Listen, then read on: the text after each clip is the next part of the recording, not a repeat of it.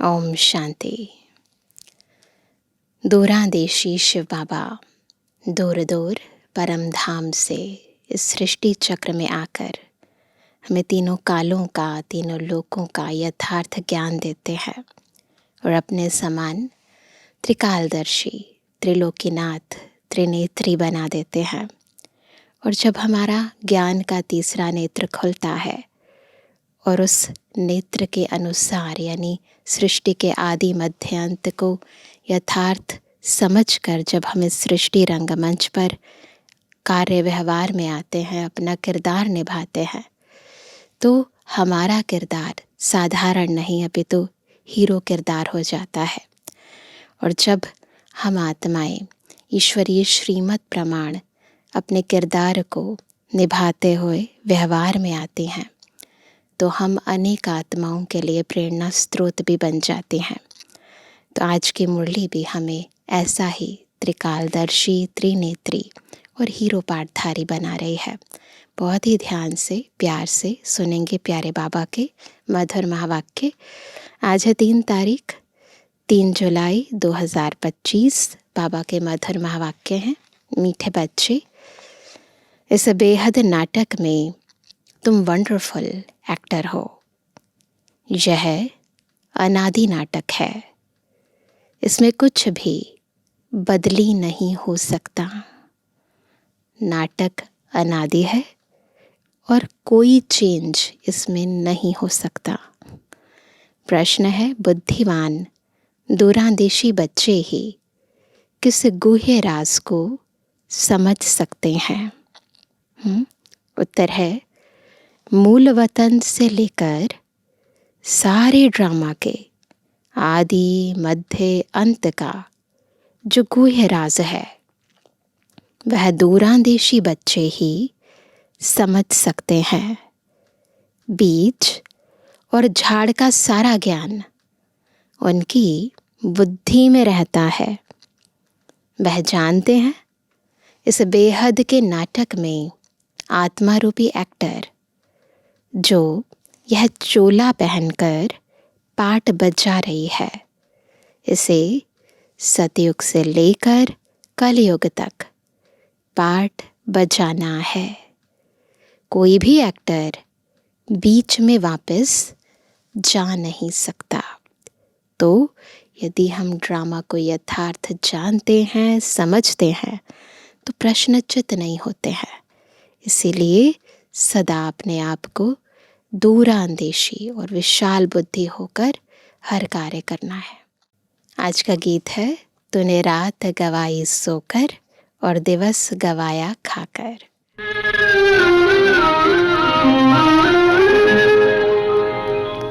तूने रात गवाई सोए के, दिवस गवाया खाए के। हीरा जन्म अमोल था, कौड़ी बदले जाए। तूने रात गवाई सोए के।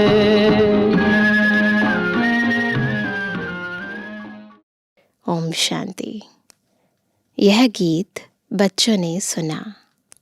अब इसमें कोई अक्षर राइट भी हैं तो रॉन्ग भी हैं। सुख में तो सिमरण किया नहीं जाता, दुख को भी आना है ज़रूर।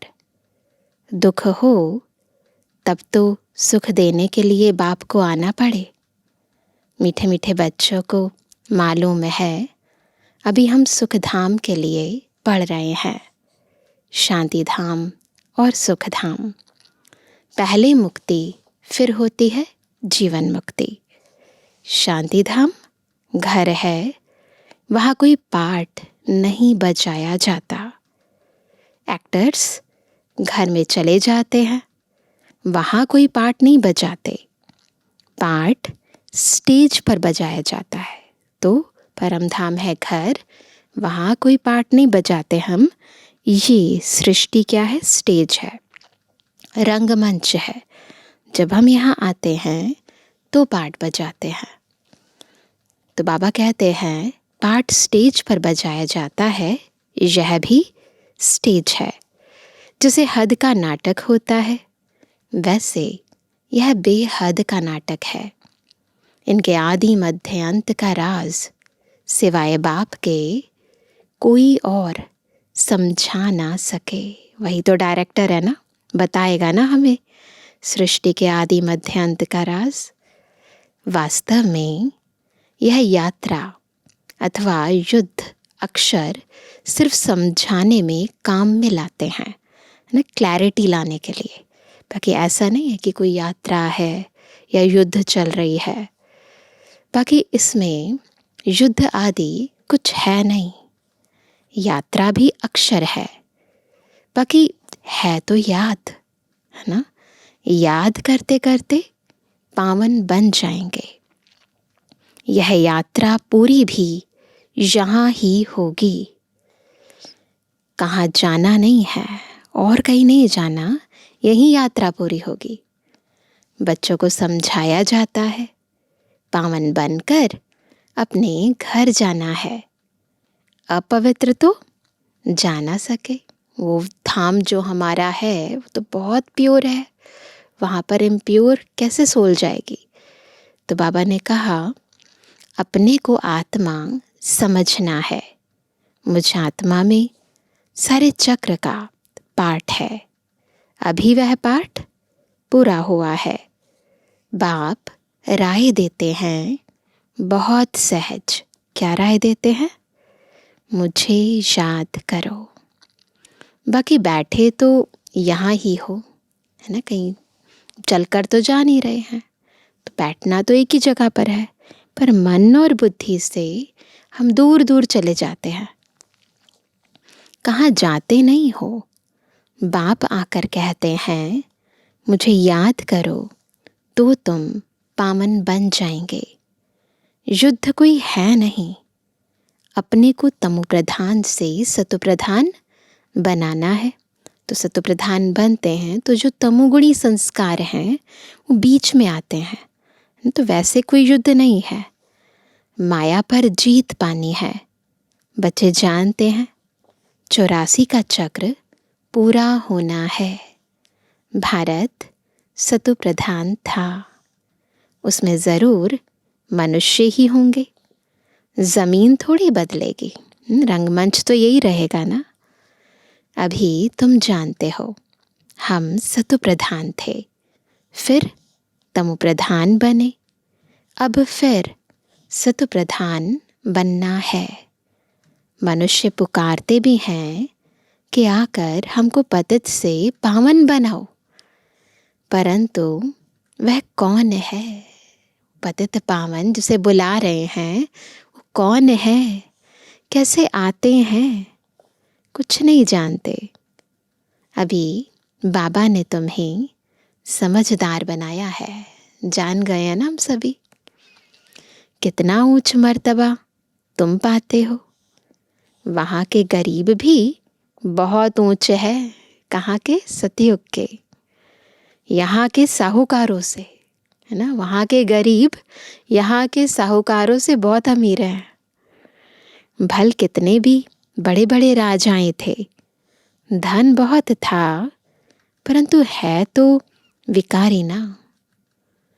इनसे वहाँ की साधारण प्रजा भी बहुत ऊंच बनती है, क्योंकि वो भी पवित्र होती है ना। बाबा फर्क बतलाते हैं। रावण का परछाया आने से पतित बन जाते हैं। निर्विकारी देवताओं के आगे अपने को पतित कह माथा जाकर टेकते हैं। बाप यहाँ आते हैं तो फट से ऊंच चढ़ा देते हैं।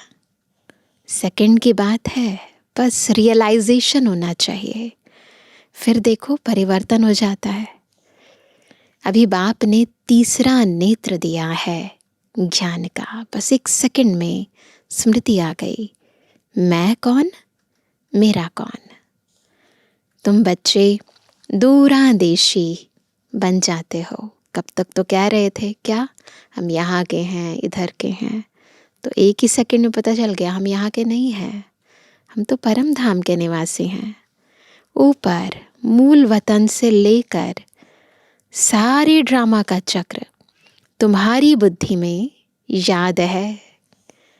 जैसे हद का ड्रामा देखकर फिर आए सुनाते हैं ना, क्या क्या देखा बुद्धि में भरा हुआ है, जो वर्णन करते हैं, आत्मा में भर कर आते हैं, फिर आकर डिलीवरी करते हैं, है ना, बताते हैं क्या क्या देखा, क्या क्या हुआ, क्या स्टोरी थी। यह फिर है बेहद की बातें। तुम बच्चों की बुद्धि में इस बेहद ड्रामा के आदि मध्य अंत का राज रहना चाहिए, हमेशा रहना चाहिए, जो रिपीट होता रहता है। उस हद के नाटक में तो एक एक्टर निकल जाता है तो फिर बदले में दूसरा आ जाता है। जो नाटक होते हैं ना, जो टीवी सीरियल्स होते हैं, उसमें क्या होता है, रिप्लेसमेंट हो जाती है। समझो कोई चला गया, उसको रिप्लेस कर सकते हैं, तो अब कहते हैं तो फिर उसके बदले दूसरा आ सकता है। कोई बीमार हुआ तो उनके बदले फिर दूसरा ऐड कर देंगे, उसी समय स्टोरी को थोड़ा सा चेंज कर देंगे। यह तो चैतन्य ड्रामा है ना। इसमें जरा भी अदली बदली नहीं हो सकती, यहाँ मार्जिन नहीं है। तुम बच्चे जानते हो हम आत्मा है, यह शरीर रूपी चोला है, जो पहनकर हम बहुरूपी पाठ बजाते हैं। नाम, रूप, देश, फीचर्स बदलते जाते हैं। एक्टर्स को अपनी एक्टिंग का ही मालूम होता है ना। जो भी एक्टर्स होते हैं उनको बताया जाता है ना कि आपका ये रोल है और आपको ऐसे एक्ट करना है। तो एक्टर्स को अपनी एक्ट का तो मालूम होता है ना। बाप बच्चों को यह चक्र का राज तो समझाते रहते हैं। सतयुग से लेकर कलयुग तक आते हैं, फिर जाते हैं, फिर क्या करते हैं, फिर नए सिर आकर पाठ बजाते हैं। इतनी डिटेल समझाने में टाइम लगता है। बीज में भल नॉलेज है, शिव बाबा बीज है ना, तो बीज में भल नॉलेज है, फिर भी समझाने में टाइम तो लगता है ना। ज्ञान का सार तो बाबा में है, वो ज्ञान का सागर भी है, परंतु उस ज्ञान को मुख द्वारा इमर्ज होने में और हम आत्माएं उस ज्ञान को समझें, इसमें टाइम तो लगता है ना। तुम्हारी बुद्धि में सारा बीज और झाड़ का राज है। सो भी जो अच्छे बुद्धिवान हैं वही समझते हैं कि इसका बीज ऊपर में है। इनकी उत्पत्ति, पालना और संहार कैसे होता है, इसलिए त्रिमूर्ति भी दिखाया है। यह समझानी जो बाप देते हैं और कोई भी मनुष्य दे ना सके। जब यहाँ आए तब पता पड़े, इसलिए तुम सबको कहते हो यहाँ आकर समझो। कोई कोई बहुत कट्टर होते हैं तो कहते हैं हमको कुछ सुनना नहीं है। कोई तो फिर सुनते भी हैं। कोई लिटरेचर लेते हैं, कोई नहीं लेते हैं। तुम्हारी बुद्धि अभी कितनी विशाल दूरांदेशी हो गई है, सब बातें यथार्थ समझ गए हैं। जब समझ आ जाती है ना तो मन में से सारे प्रश्न खत्म हो जाते हैं। अगर प्रश्नचित बुद्धि है तो यानी समझ नहीं आई है। तीनों लोकों को तुम जानते हो।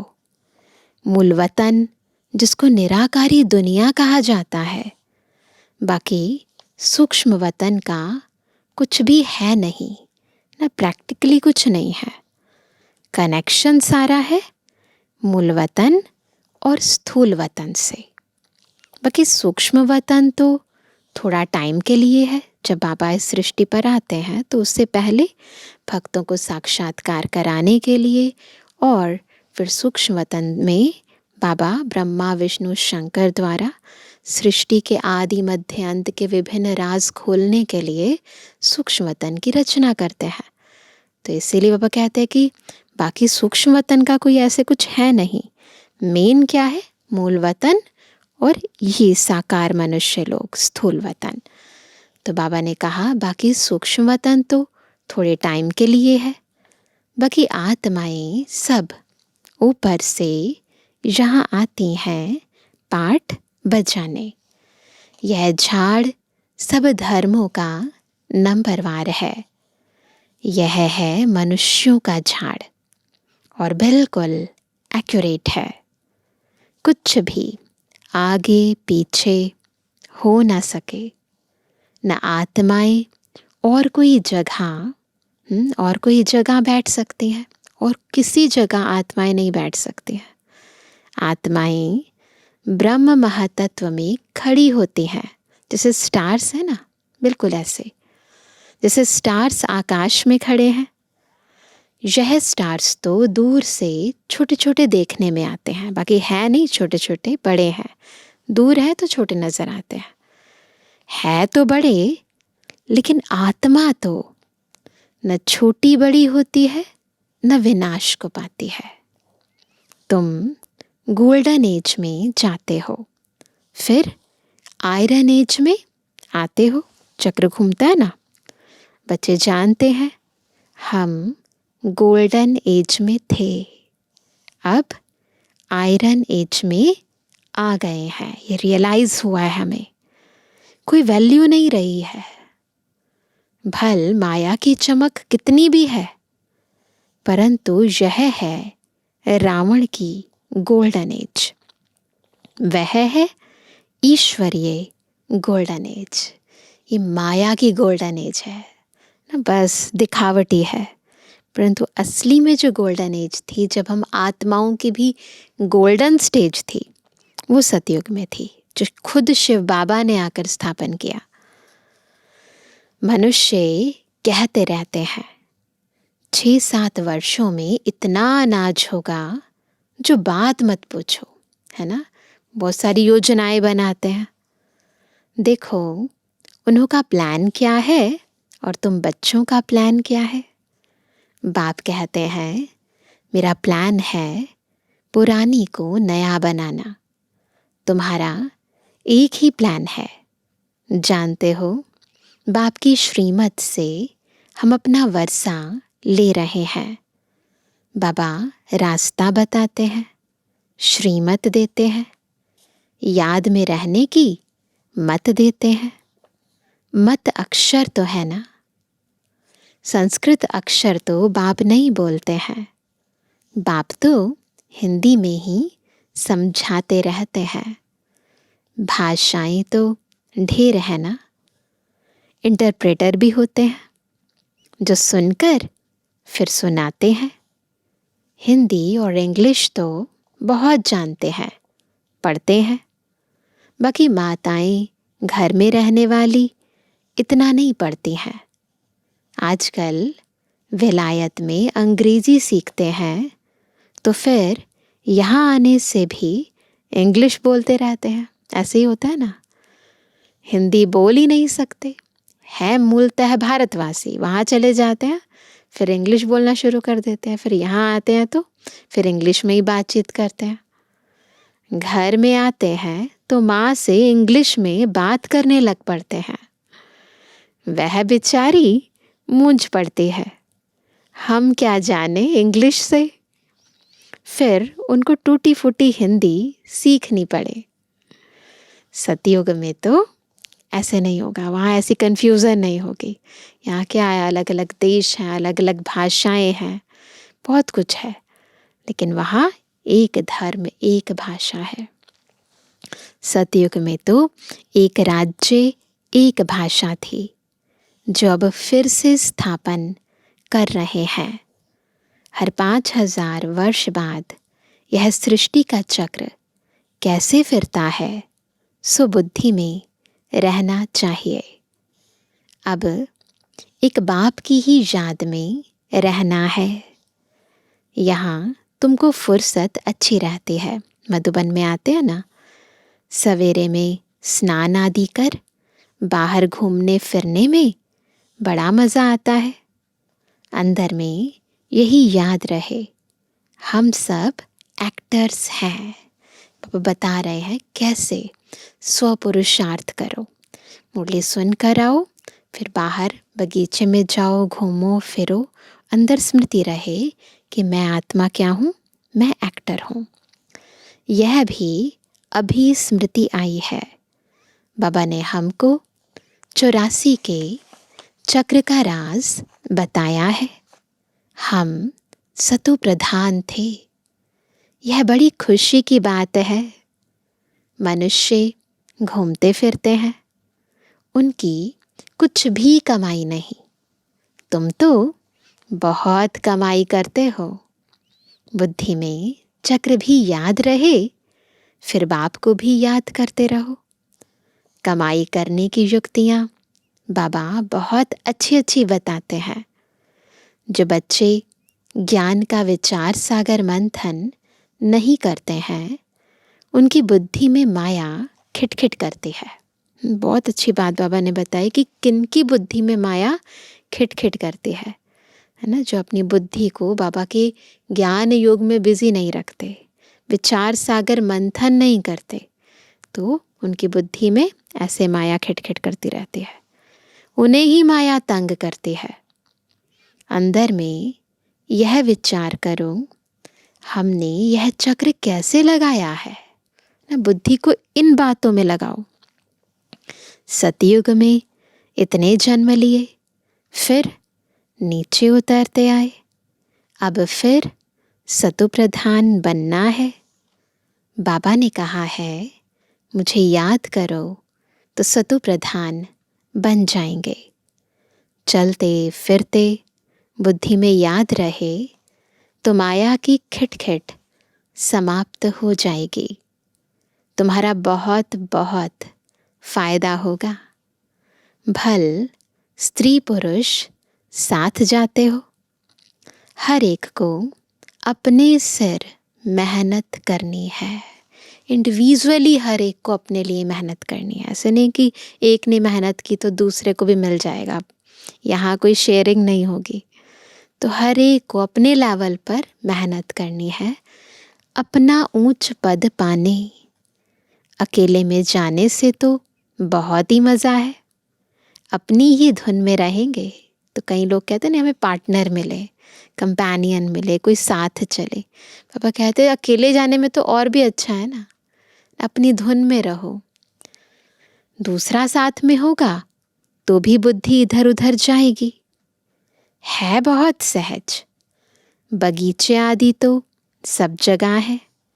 इंजीनियर होगा तो उनका यही चिंतन चलता रहेगा कि यहाँ पुल बनानी है, यह करना है ना। जिसके अंदर जो ज्ञान रहता है उस आधार से वो बाह्य जितने भी सीनरीज होते हैं उनको देखता है।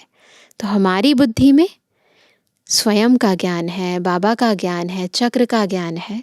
तो उस आधार से जब हम चलेंगे फिरेंगे, उठेंगे बैठेंगे, तो इधर उधर बगीचे में टहलेंगे तो हम बाह्य दृश्यों को और स्वयं को देखेंगे। बाबा कहते हैं बुद्धि में प्लान आ जाता है, इंजीनियर की बुद्धि में।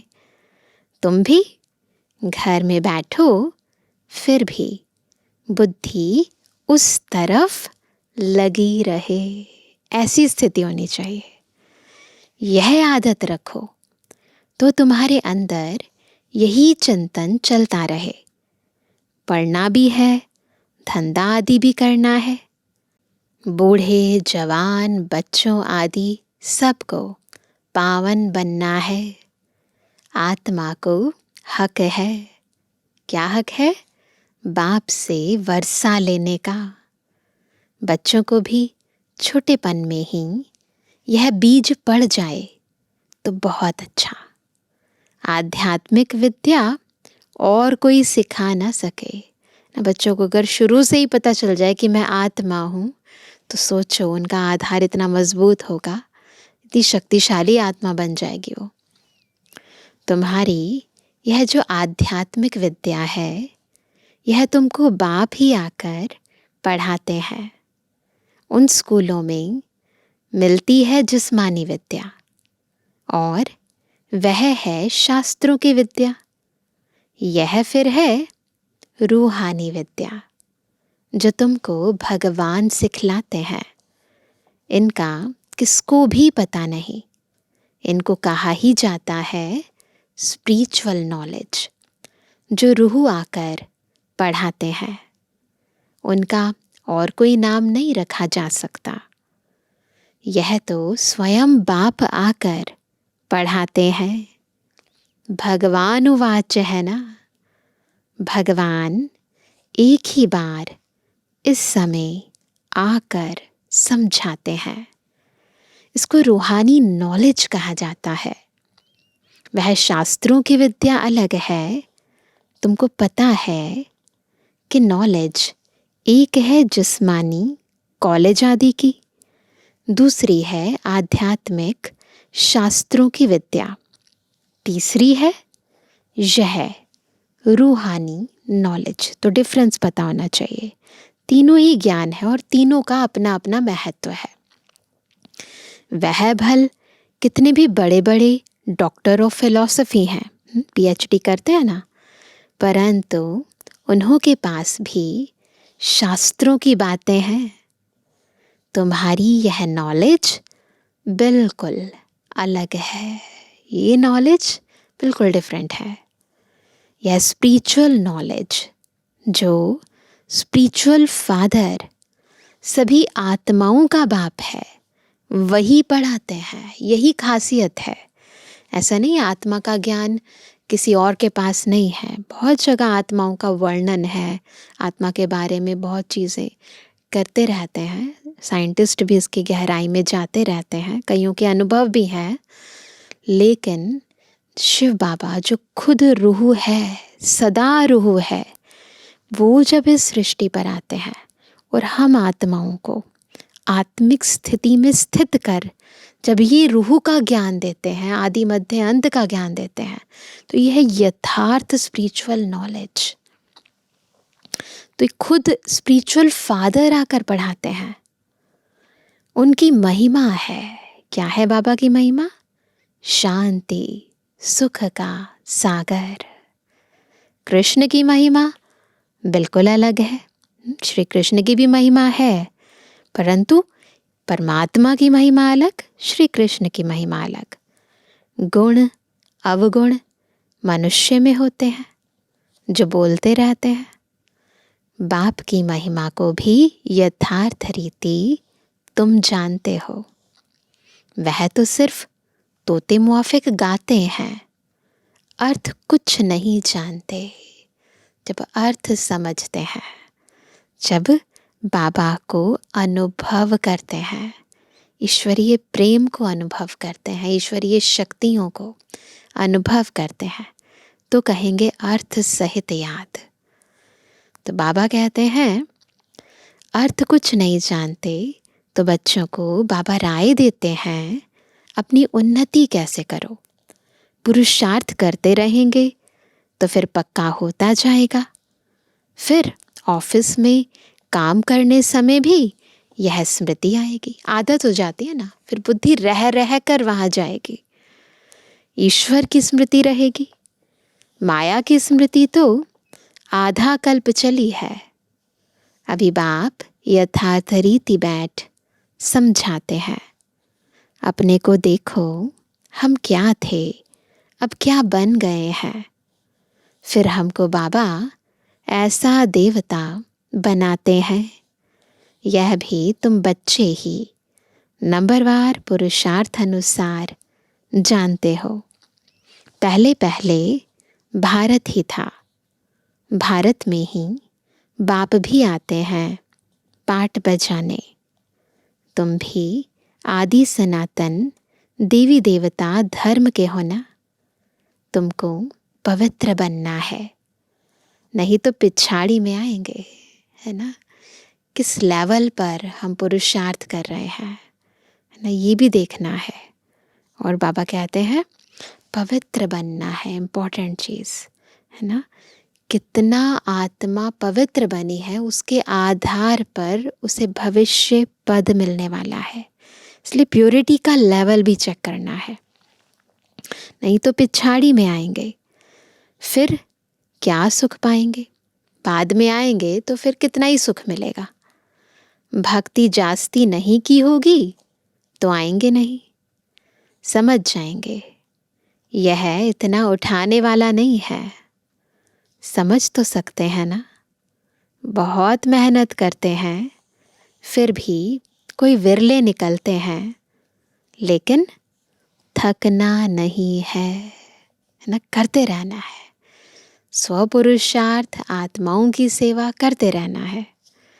मेहनत तो करनी है। मेहनत बगैर कुछ मिलता थोड़ी है। प्रजा तो बनती रहती है।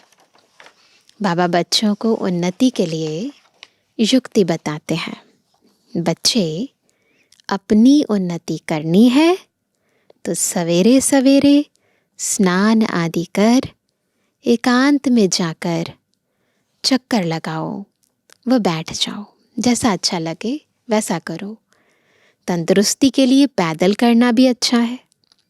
बाबा भी याद पड़ेगा और ड्रामा का राज भी बुद्धि में रहेगा, तो दोनों चीज़ें हो जाएंगी।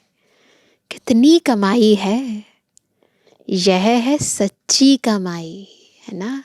यह है सच्ची कमाई। आत्मा भी सत्य है, परमात्मा भी सत्य है और ईश्वर का ज्ञान भी सत्य है, तो कमाई भी सच्ची है, खत्म नहीं होने वाली, अखुट है। वह कमाई पूरी हुई, फिर इस कमाई का चिंतन करो। जॉब करके आए, चलो वो खत्म हो गया कार्य, फिर अब इस कमाई का चिंतन करो। डिफ़िकल्ट कुछ भी नहीं है। बाबा का देखा हुआ है, सारी जीवन कहानी लिखते हैं। आज इतने बजे उठा, फिर यह किया।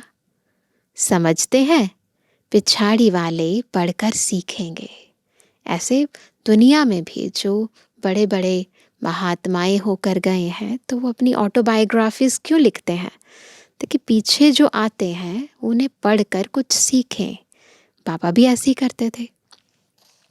बड़े बड़े मनुष्यों की बायोग्राफी पढ़ते हैं ना, बच्चों के लिए लिखते हैं। फिर बच्चे भी घर में ऐसे अच्छे स्वभाव के होते हैं। अभी तुम बच्चों को पुरुषार्थ कर सतुप्रधान बनना है। सतुप्रधान दुनिया का फिर से राज्य लेना है। तुम जानते हो, कल्प कल्प हम राज्य लेते हैं और फिर गवाते हैं। तुम्हारी बुद्धि में यह सब है। यह है नई दुनिया, नए धर्म के लिए नई नॉलेज। इसलिए मीठे मीठे बच्चों को फिर भी समझाते हैं, जल्दी जल्दी पुरुषार्थ करो। इसलिए बाबा ने आज मुरली में कितनी सारी अच्छी अच्छी युक्तियाँ बताई। शरीर पर भरोसा थोड़ी है। आजकल मौत बहुत इजी हो गया है। वहाँ अमर लोक में ऐसी मृत्यु कब होती नहीं है ना, कभी भी हो जाती है, बैठे बैठे हो जाती है। यहाँ तो बैठे बैठे कैसे मर जाते हैं। इसलिए अपना पुरुषार्थ करते रहो, जमा करते रहो। अच्छा मीठे मीठे के जन्मवानी बच्चों पितृवानी बाप दादा का दिल जान सको प्रेम से नंबरवार पुरुषार्थ अनुसार याद किया। रूहानी बच्चों की रूहानी बाप दादा को गुड मॉर्निंग, नमस्ते नमस्ते नमस्ते। धारणा के लिए मुख्य सार। पहला, बुद्धि को ज्ञान चिंतन में बिजी रखने की आदत डालनी है।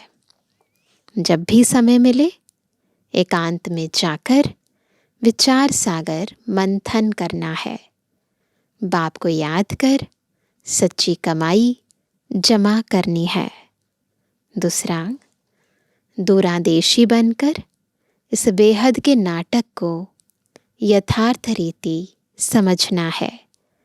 सभी पाठधारियों के पाठ को साक्षी होकर देखना है। वरदान है, मधुरता के वरदान द्वारा सदा आगे बढ़ने वाली श्रेष्ठ आत्मा भव। कैसे बनेंगे श्रेष्ठ आत्मा? जब मधुरता के वरदान से आगे बढ़ेंगे। मधुरता ऐसी विशेष धारणा है जो कड़वी धरनी को भी मधुर बना देती है। किसी को भी 2 घड़ी मीठी दृष्टि दे दो, मीठे बोल बोल दो, तो किसी भी आत्मा को सदा के लिए भरपूर कर देंगे। 2 घड़ी की मीठी दृष्टि व बोल उस आत्मा की सृष्टि बदल देंगे। आपके 2 मधुर बोल भी सदा के लिए उन्हें बदलने के निमित्त बन जाएंगे। इसलिए मधुरता का वरदान सदा साथ रखना, सदा मीठा रहना और सर्व को मीठा बनाना। तो रोज़ बाबा इसीलिए तो हमें कहते हैं ना, मीठे बच्चे। याद रखें ना, हम कौन है? स्वीट बाबा के स्वीट बच्चे। स्लोगन है, हर परिस्थिति में राजी रहो तो राजयुक्त बन जाएंगे। तो ड्रामा का राज पता चल गया, बाबा का राज पता चल गया, तो हर परिस्थिति में राजी रहेंगे, है ना। पता नहीं होता है तो राजी नहीं होते हैं, मन संतुष्ट नहीं होता है। आज का अव्यक्त इशारा, संकल्पों की शक्ति जमा कर श्रेष्ठ सेवा के निमित्त बनो। जब और सब संकल्प शांत हो जाते हैं, बस एक बाप और आप, इस मिलन की अनुभूति का संकल्प रहता है। तब संकल्प शक्ति जमा होती है और योग पावरफुल हो जाता है। इसके लिए समाने व समेटने की शक्ति धारण करो। संकल्पों पर फुल ब्रेक लगे, ढीली नहीं, फुल ब्रेक। अगर 1 सेकंड के बजाय ज़्यादा समय लग जाता है ब्रेक लगाने में, 1 सेकंड की जगह ज़्यादा टाइम लग जाता है, तो समाने की शक्ति कमज़ोर है ना। तो ये समझना है, समाना और समेटना, और फिर मन बुद्धि को एकाग्र करके बाबा की याद में रखना, तब शक्ति जमा होगी। अच्छा, ओम शांति।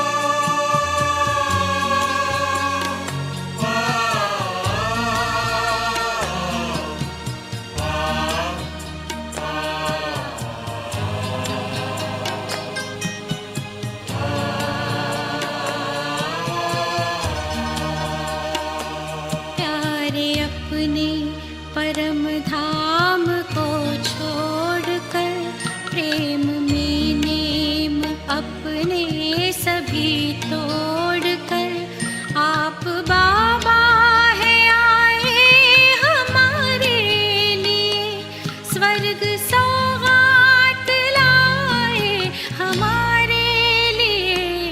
प्यारे अपने परम धाम को छोड़कर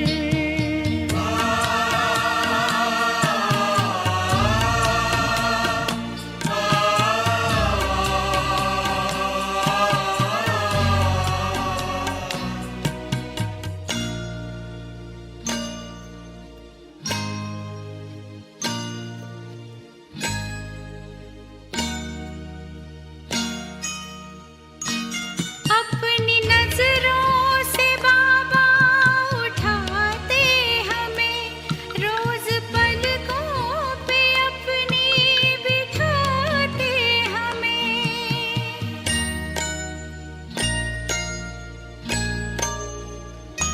मीठे मीठे मेरे लाडले बच्चे कहे, अपना सब है लुटाए हम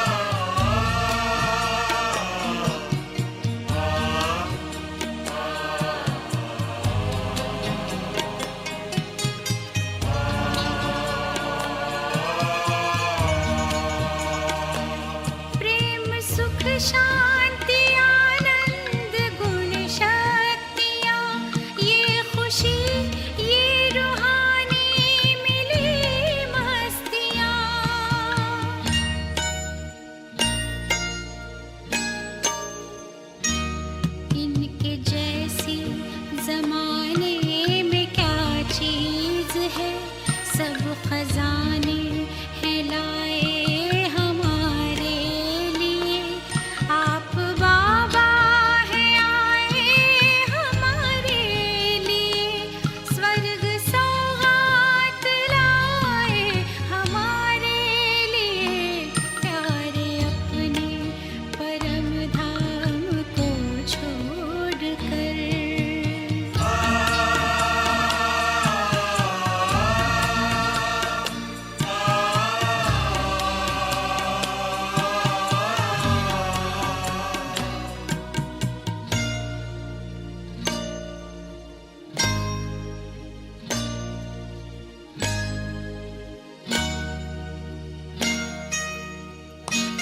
प्यार बाबा मिला इतना है आपका, अब तो सारा ही अपना बना आपका।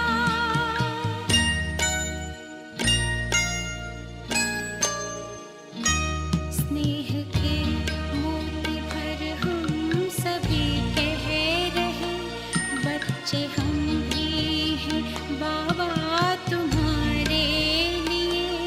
आप बाबा हैं आए हमारे लिए, स्वर्ग सौगात लाए हमारे लिए। प्यारे अपने परम धाम को छोड़कर, प्रेम में नेम अपने सभी तोड़कर। आप बाबा हैं आए हमारे लिए, स्वर्ग सौगात लाए हमारे लिए। प्यारे अपने परम धाम को छोड़कर।